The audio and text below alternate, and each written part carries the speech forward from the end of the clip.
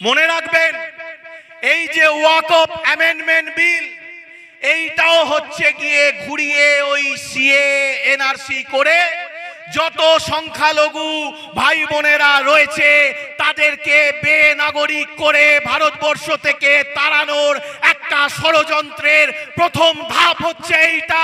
আজকে যদি আপনারা রাস্তায় নেমে এর প্রতিবাদ না করেন, তাহলে একদিন হঠাৎ সকালবেলা আপনাদেরকে দেশ ছাড়া করে দেবে, আপনারা উদ্বাস্তু হয়ে যাবেন, সেদিন আর আপনাদের কিছু করার থাকবে না। তাই বলছি বন্ধু, আজও যারা মনে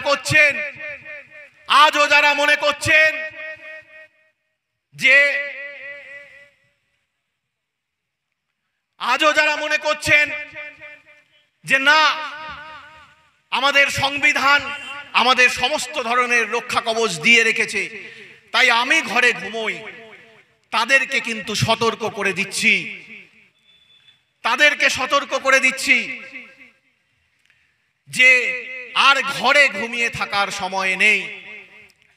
এমনকি শুধু মুসলিমদের নয়, হিন্দুদেরকেও বলছি, যে হিন্দু ভাইয়েরা রয়েছেন তাদেরকেও বলছি, শুধুমাত্র মাদ্রাসার জমি, শুধুমাত্র মসজিদের জমি এরা কেড়ে নেবে তা নয়।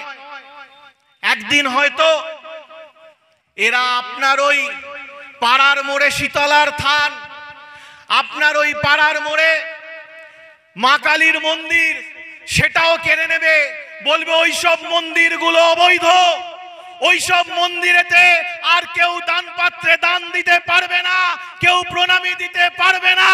প্রণামী যদি দিতে হয় তাহলে দিতে হবে ওই অযোধ্যায় রাম মন্দিরেতে গিয়ে। কারণ এই নরেন্দ্র মোদীরা যখন গুজরাটে ক্ষমতায় ছিল, এই নরেন্দ্র মোদী, তখন সেই গুজরাটে তিনি 800টা হিন্দু মন্দির ধ্বংস করেছিলেন, আর শুধুমাত্র একটা রাম মন্দির করার জন্য অযোধ্যায় উনি 400টা হিন্দু মন্দির ধ্বংস করেছে। শুধুমাত্র অযোধ্যায় বাবরি মসজিদ ধ্বংস উনি করেননি। তাই বলছি, এই ভারতীয় জনতা পার্টি যতদিন এই ভারতবর্ষ শাসন করবে, সেটা শুধুমাত্র মুসলিমদের জন্য নয়, সেটা আমাদের হিন্দুদের জন্য একটা ভয়ঙ্কর সময়। আজকে ওরা নানা জায়গায় বলে বেড়াচ্ছে কি নাকি হিন্দু খাতরে মে হে, হিন্দু খাতরে মে হে। কি অদ্ভুত ব্যাপার, কি অদ্ভুত ব্যাপার। এই ভারতবর্ষের বুকে 300 বছরের বৌদ্ধ শাসনকালে হিন্দু খাতরে মে ছিল না। এই ভারতবর্ষের বুকে 600 বছরের ইসলামী শাসনকালে কোন হিন্দু খাতরে মে ছিল না। এই ভারতবর্ষের বুকে 200 বছরের ব্রিটিশদের খ্রিস্টান শাসনকালে কোন হিন্দু খাতরে মে ছিল না। এই ভারতবর্ষের 75 বছরের স্বাধীনতার পর হিন্দু খাতরে মে ছিল না। কিন্তু হায় কি অদ্ভুত ইতিহাসের খেল! হিন্দু হৃদয় সম্রাট মাননীয় শ্রী নরেন্দ্র মোদী ভারতবর্ষের মসনদে যখন আসেন, তখন নাকি ভারতবর্ষের হিন্দুরা খাতরে মে। তাহলে নরেন্দ্র মোদী, তুমি কিসের হিন্দু ধর্মের রক্ষাকর্তা হলে, যদি ভারতবর্ষের 14% সংখ্যালঘুদের জন্যই তোমার হিন্দু ধর্ম খাতরে মে? আমি একজন হিন্দু হিসাবে বলছি, আমার সনাতন ধর্ম, আমার হিন্দু ধর্ম এত ঠুনকো নয় যে নরেন্দ্র মোদীর মতো একজন মিথ্যাবাদী, একজন চোর, তার হাতে আমার ধর্মকে রক্ষা করতে হবে। আমার প্রভু শ্রী রামচন্দ্র এত দুর্বল নয়। প্রভু শ্রী রামচন্দ্রের জন্য সারা দেশ রাস্তায় নেমে গিয়েছিল তাকে বরণ করার জন্য। আর সেই প্রভু শ্রী রামচন্দ্রকে এই নরেন্দ্র মোদী, এই চিটিংবাজ মিথ্যাবাদী নরেন্দ্র মোদী আমার প্রভু শ্রী রামচন্দ্রকে রাস্তায় নামিয়ে এনেছে। রামচন্দ্রের নামে তারা ভোট কিনছে। আমার ভগবান কি বিক্রি করার জিনিস নরেন্দ্র মোদী?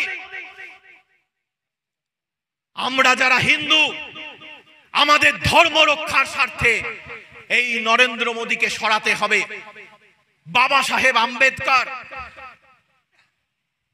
কত শত সহস্র শহীদের রক্তে রাঙা আমাদের এই যে মহান সংবিধান, যে সংবিধান আজকে দেশের 150 কোটি মানুষের অধিকার রক্ষা করছে, এদের সাহস যে এরা সেই সংবিধানকে পরিবর্তন করতে চাইছে। এরা আমাদের বাবা সাহেব আম্বেদকরকে অপমান করছে। আজকে এটা আমাদের প্রতিটা ভারতবাসীর পবিত্র কর্তব্য হচ্ছে গিয়ে এই নরেন্দ্র মোদী নামক এই ধর্ম ধ্বংসকারী যে রয়েছে, ধর্ম ব্যবসায়ী যে রয়েছে, এদেরকে যেভাবে হোক ভারতবর্ষ থেকে বিতাড়ন করার, বিদায় দেওয়ার। মাথায় রাখতে হবে যে ভারতবর্ষের মাটি স্বাধীন করার জন্য হিন্দু, মুসলিম, শিখ, ঈসাই সকলে রক্ত দিয়েছিল। এই তমলুকের মাতঙ্গিনী হাজরা তিনি যখন রক্ত দিয়েছিলেন তার জাত ধর্ম কেউ দেখেনি, তিনি একজন হিন্দু রমণী ছিলেন। শহীদে আজম ভগৎ সিং যখন প্রাণ দিয়েছিলেন তিনি একজন শিখ ছিলেন, তার জাত ধর্ম কেউ দেখেনি। আশফাক উল্লাহ খান যখন ফাঁসি কাস্টে প্রাণ দিয়েছিলেন তার জাত ধর্ম কেউ দেখেনি, তিনি একজন মুসলিম ছিলেন।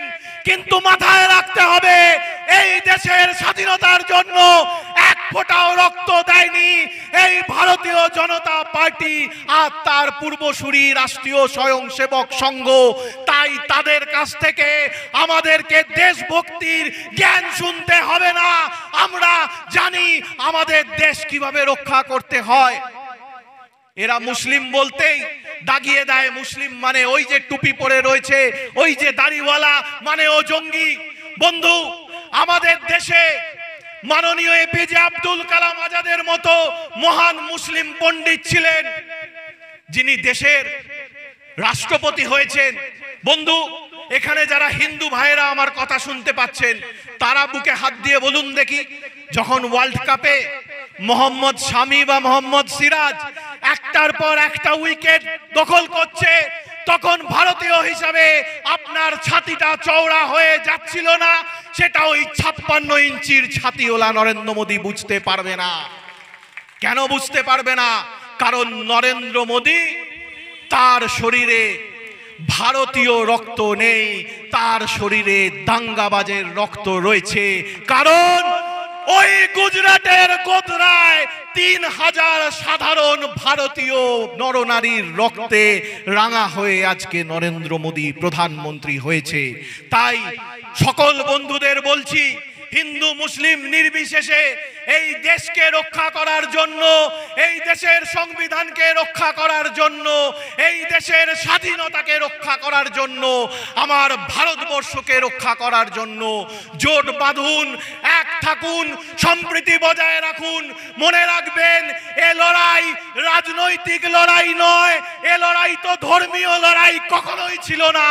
এ লড়াই আমাদের বেঁচে থাকার লড়াই, এ লড়াই সংবিধান রক্ষার লড়াই, এ লড়াই স্বাধীনতা রক্ষার লড়াই। আর এই লড়াই আমরা জিতছি, জিতছি, জিতছি। আপনাদের সকলকে অশেষ ধন্যবাদ, জাতীয়তাবাদী অভিনন্দন, প্রণাম, সালাম জানিয়ে আমার বক্তব্য এখানেই শেষ করছি। জয় হিন্দ, বন্দে মাতরম। অশেষ ধন্যবাদ জানাই।